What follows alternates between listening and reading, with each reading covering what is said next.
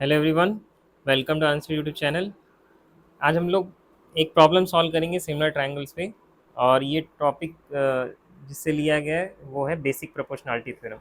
हम लोगों ने प्रीवियस वीडियो में बेसिक प्रोपोर्शनैलिटी थ्योरम का प्रूफ देखा था और उसका स्टेटमेंट देखा था। तो बेसिक प्रोपोर्शनैलिटी थ्योरम बेसिकली क्या होता है, तो उसको शॉर्ट में अगर हम लेटर से रिवाइज करना चाहें, तो अगर हमारे पास कोई एक ट्रायंगल है ए बी सी, ओके, और इसमें बी सी के पैरेलल अगर हम लोग एक साइड ड्रॉ कर रहे हैं डी, तो डी ई बी सी के पैरेलल अगर होगा तो A D upon D B का ratio A E upon E C के बराबर होगा।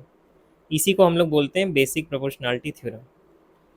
तो अब इस कॉन्सेप्ट को हमें इस्तेमाल करना है इन दोनों फिगर में। ये है हमारा फिगर नंबर 1 और ये है फिगर नंबर 2।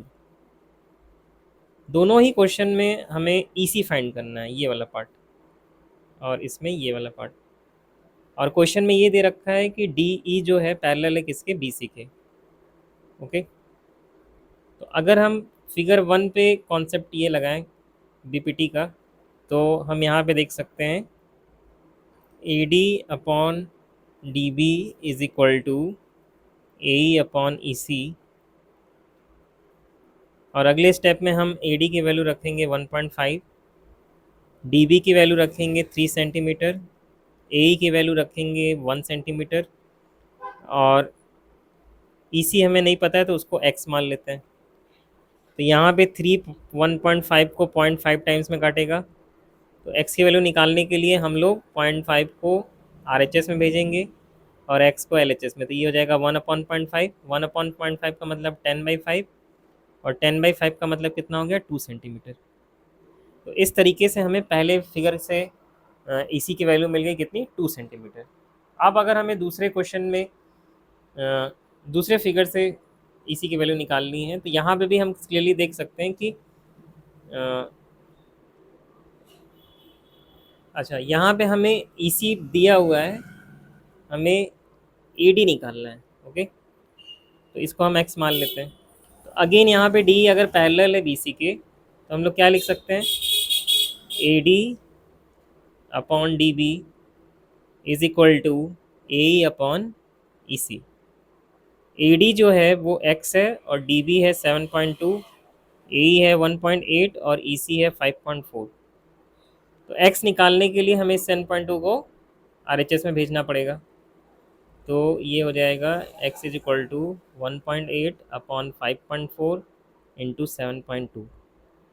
तो ये 1.8 इसको 3 बार में काट देगा 5.4 को, फिर 3 7.2 को 2.4 टाइम्स में काट देगा। तो x की वैल्यू कितनी आ जाएगी, 2.4 सेंटीमीटर। ओके,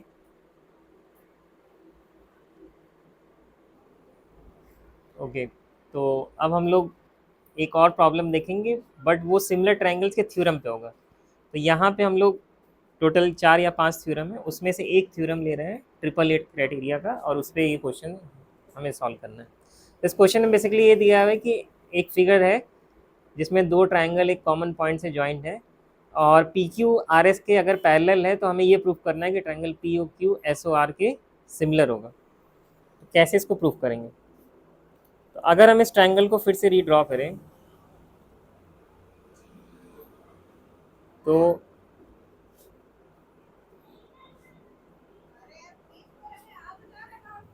ठीक है, ये P हो गया, ये Q हो गया, ये O हो गया, ये R हो गया, ये S हो गया। अगर पी क्यू वाली लाइन आर एस के पैरेलल है, तो इसका मतलब हम यहाँ पे एक एरो ऐसे ड्रॉ कर सकते हैं। और जब भी दो लाइंस पैरेलल होते हैं और उसमें एक ट्रांसवर्सल होता है, तो वहाँ पे हम लोग बहुत सारे एंगल्स को इक्वल दिखा सकते हैं। जैसे ये एंगल इस एंगल के इक्वल होगा, और ये एंगल इस एंगल के इक्वल होगा, और एक और एंगल इक्वल होगा, वो होगा ये और ये।